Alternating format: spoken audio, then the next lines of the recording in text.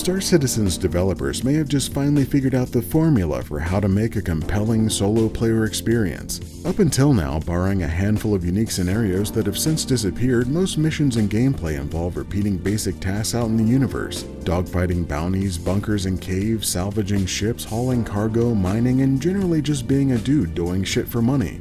And all of the new content with any nuance or unique experiences like giant worm fighting and space lasers pretty much required a combination of teamwork and often PvP chaos to get anything out of it.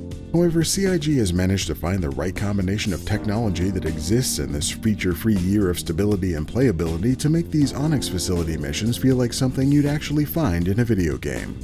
Star Citizen 4.3 joins the rest of the post-4.0 updates that reinforce the notion that the handful of developers not working on Squadron 42 were struggling to put together enough content to justify each new patch. The first and perhaps most exciting and/or controversial addition you'll notice from the moment you log in is that you now officially spawn in your personal hangar. They finally removed the requirement to navigate the useless temporary spawn of your apartment building while also erasing the need to run through your home city.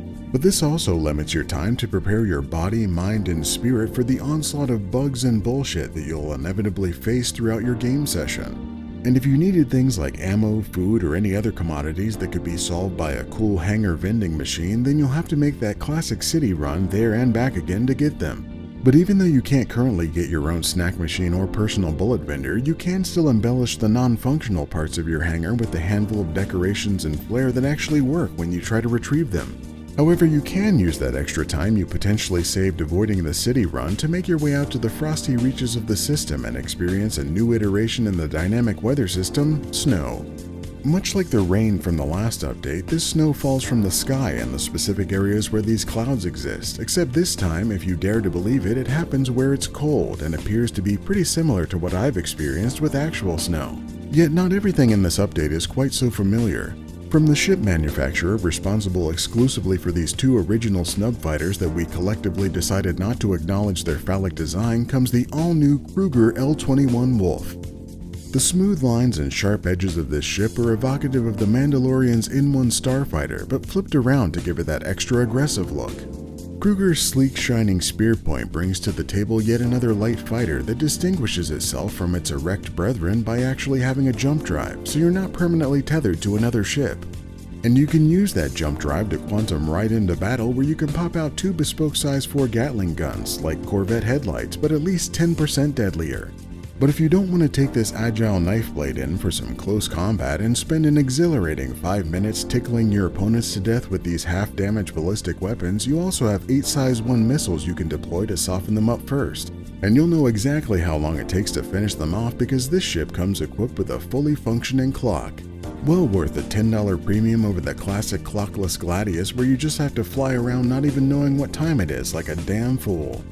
Yet when you do complete your low-tier mission, having blown through nearly half of your 4,200 rounds and have to come in for a refit, you can take that time to admire your chassis and discover a beautifully integrated gun rack to carry just a little more firepower into your next on-foot deployment.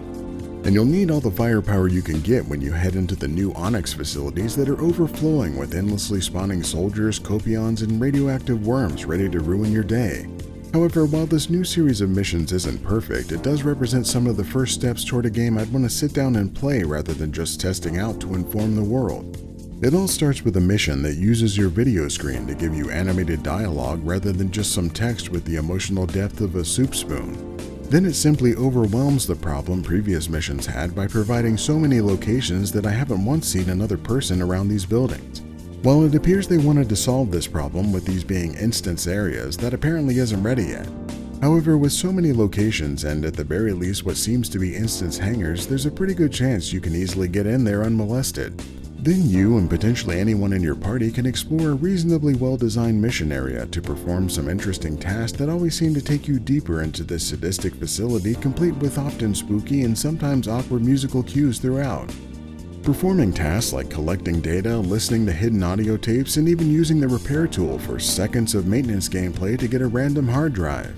It is a little weird that you have to keep leaving and returning to these creepy underground facilities, but the fact that we have gameplay that's not in the same damn bunkers we've seen forever makes it a little easier to accept. It's also a bit fucked up that when they tell you that you need to leave and you try to backtrack the only way you know how to get out, you'll run into random areas that instantly kill you. And there's no way to respawn close by even if you thought you were beating the system by buying a Pisces rescue and setting your spawn point to it in the hangar. But even with those quirks, there's still plenty here that makes it worth trying out, and it's certainly not the paltry UEC that you get for doing it.